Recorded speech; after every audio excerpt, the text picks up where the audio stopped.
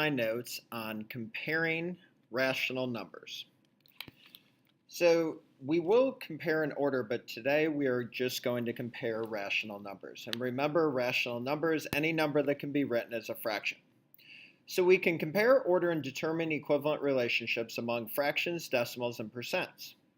So we're going to compare the following using less than, greater than, or equal to.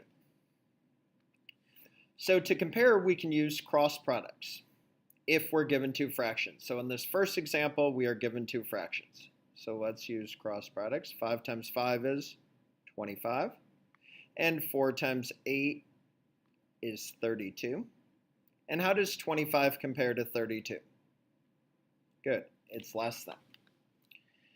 Now another way we can compare is using the middleman, which means when comparing numbers written in different forms, we first convert to decimals.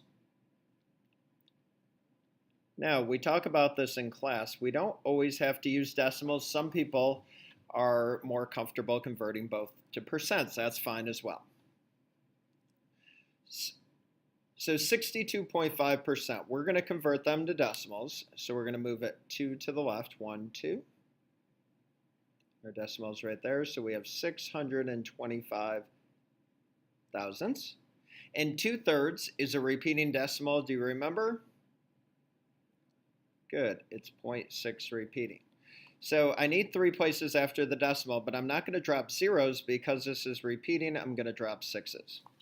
So how does 625 thousandths compare to 666 thousandths?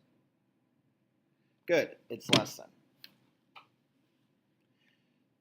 Okay, let's look at some more examples here of comparing fractions, decimals, and percents. So we're going to use less than, greater than, or equal to.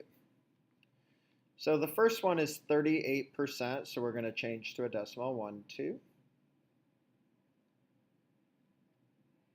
So 38 hundredths, and 3/8 is 375 thousandths. Remember, the trick of eighths is each eighth is worth 125 thousandths. So if we have 3/8, we have 325 thousandths. So that's how I got 375 thousandths.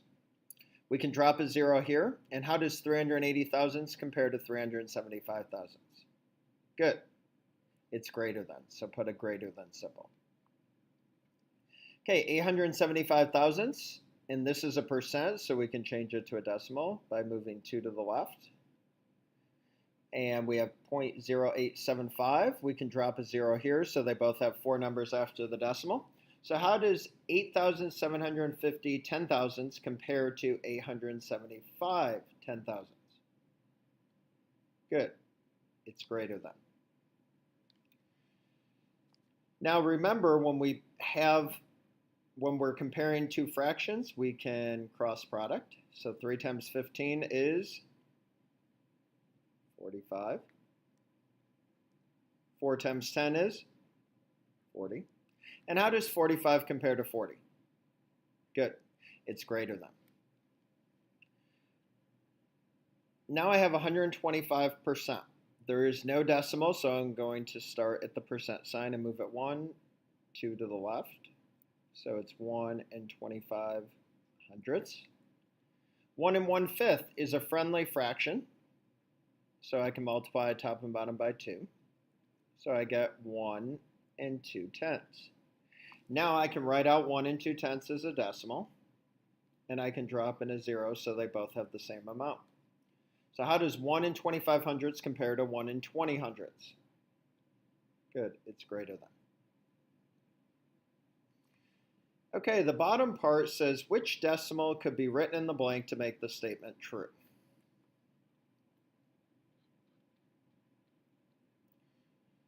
So we have 2/7 is greater than blank is greater than 2/9. So that means what number is between 2/7 and 2/9? So we need to change them both to decimals. So I'm going to do long division. Just find some room maybe in the middle of the page or somewhere where you can work out this long division. So remember, the bottom number goes inside the house and the top number goes outside. So how many times does 7 go into 2?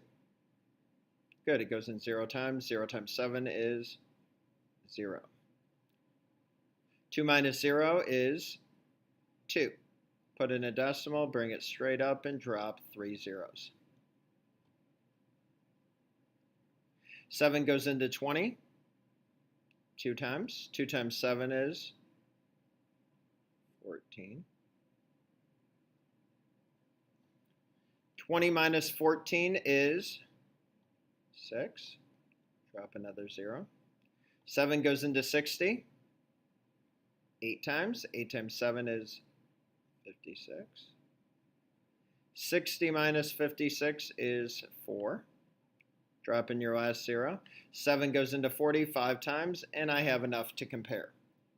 So let's write over here 285 thousandths. Now, whoops, let me write that again. 285 thousandths. Now this one is 2/9, so I can write that as 2/10 repeating. And what am I going to fill in here to get 3 places? Good, I can fill in 2's. So now we're looking at what's between 285 thousandths and 222 thousandths. Good, the correct answer is B. Okay, that concludes our notes on comparing rational numbers. I hope you have a great day.